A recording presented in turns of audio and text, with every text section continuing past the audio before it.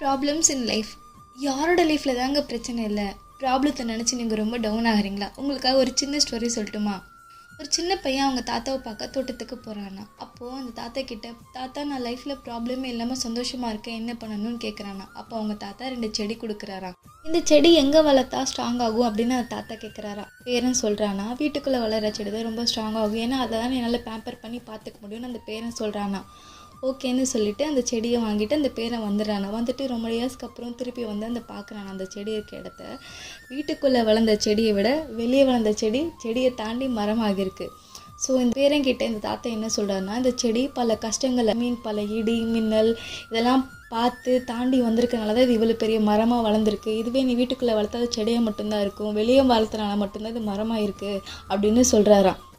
So இது மூலியமாக நான் என்ன சொல்ல வரேன்னா, நம்ம எந்த அளவுக்கு லைஃப்பில் ப்ராப்ளம்ஸை ஃபேஸ் பண்ணுறோமோ அந்த அளவுக்கு நம்ம ஸ்ட்ராங் ஆகலாம்.